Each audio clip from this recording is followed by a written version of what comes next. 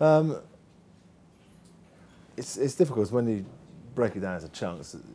The Olympics is it's quite a long-term process. So even if you're training from one Olympics to the next, it's a 4-year process. And if you're trying to win one, it's got to be sort of 8, 10 years to get there. But if you take a 4-year chunk, you know, there's one day in those 4 years you have to be at your best. And so you're not going to sacrifice that to be good on an annual basis. You want to make sure you're slightly better every year. And yes, you may lose other races during those 4 years, but there's one that you're going to be judged on. And that's the way I always approached it, was that, you know, it doesn't really matter what you do in the 4 years. It's that day that's important. That's what you're after, and there's no point in winning all the World Championships in between if you then lose the Olympics. That's the key thing. And what I gained from the Olympics was more the ability to, okay, this is what I want to achieve, and then how am I going to get there, and breaking it down into bits that were achievable but also still made an element of improvement, and that way you didn't sort of get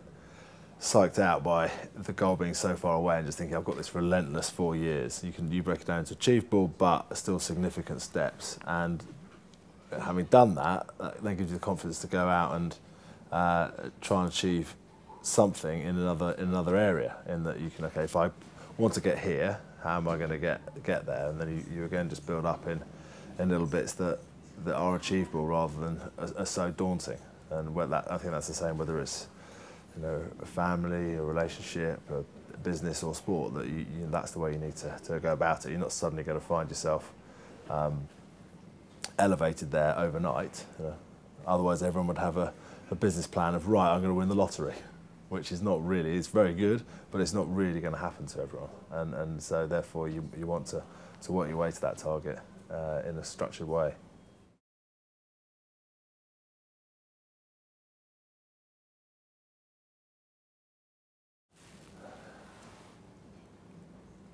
In terms of what motivates me, I think it's just constantly having something to go for, and whether that be, as I say, whether it be a family, whether it be in work or sport, that you have something that you're kind of focusing attention and enthusiasm on. In terms of having achieved something once, why do it again?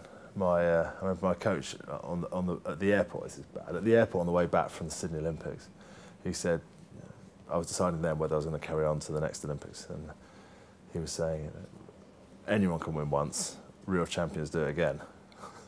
I was like, give us a break, it's only a week ago. Come on, don't make me feel bad already.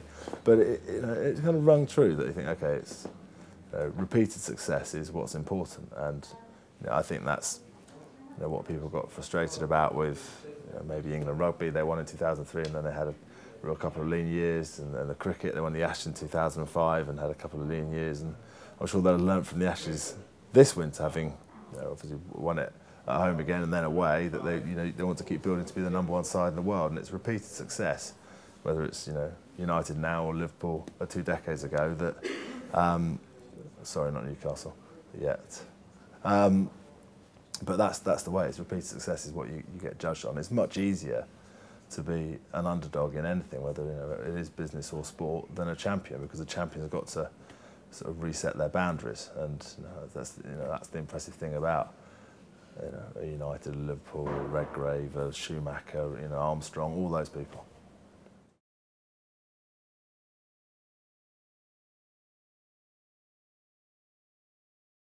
In terms of the situations I put myself in, it's more on the sort of adventure endurance end rather than the pure adrenaline end. And so the way that some of them are more fearful because of the distance between where you started from, where you're getting to, and if you can't see where you're getting to, you've got to have an element of faith that you're going to get there if you just keep putting one foot in front of the other, or one pedal in front of the other, or one rowing stroke in front of the other.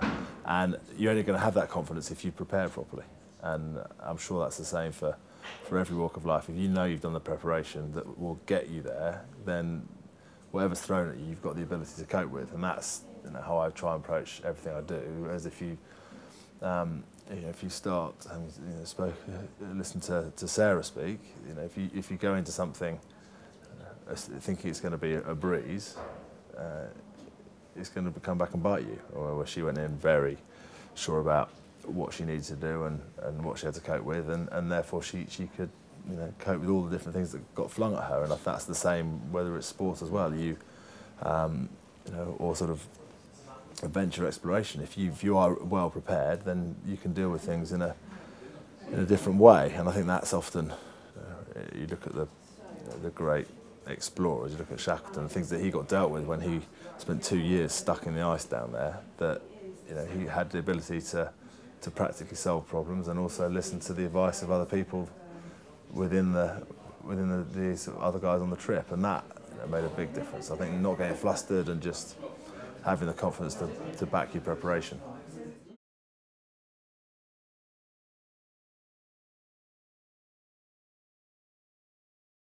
Now, when something doesn't go right, it is different, and it depends what happened. You know, if I was in an accident last summer, and if I broke my leg, then there was a definite timeline of what I could work towards. Okay, you'll be in plaster for this many weeks, then you won't be walking normally for this long, and then after this length of time, you will be back to normal. Whereas an injury to the head, it takes a lot longer to get over, and it also is not as objective. A lot of it is much more subjective, which is harder on, I think, harder on the patient, but especially harder on the family.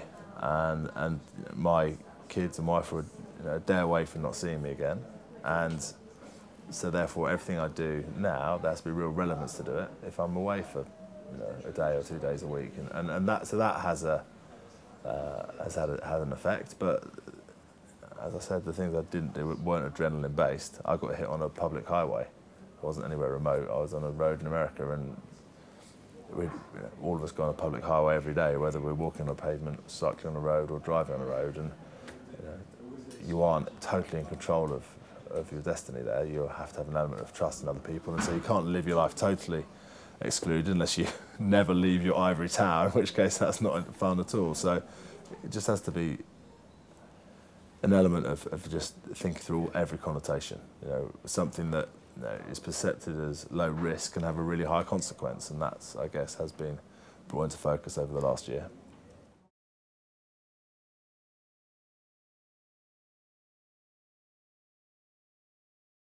No, the people around are phenomenally important. You know, from a sporting background, you know, your dreams are in someone else's hands and their dreams are in yours when you're rowing in a boat together.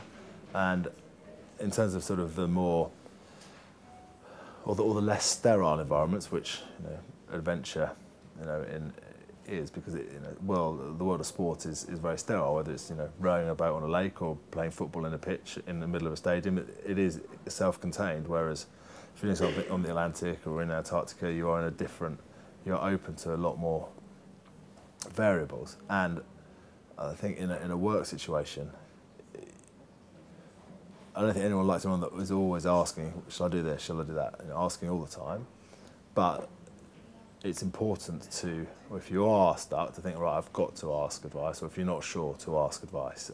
Yes, you've got to try and solve the problem on your own to start with, but don't be afraid to sort of seek advice from people you think either may have been through it themselves or may come from it from a different viewpoint. And, you know, if it's up to me, we'd probably all drive around on square wheels. You know, if I'd been around in that era, whereas, you know, you go to someone else and think, oh no, you really want to shave those bits off and have a nice round wheel. I think that's a really good teammate, someone who, yes, they will try and solve problems on their own, but aren't afraid to ask advice, to listen to it, and then, you know, take the relevant bit from that.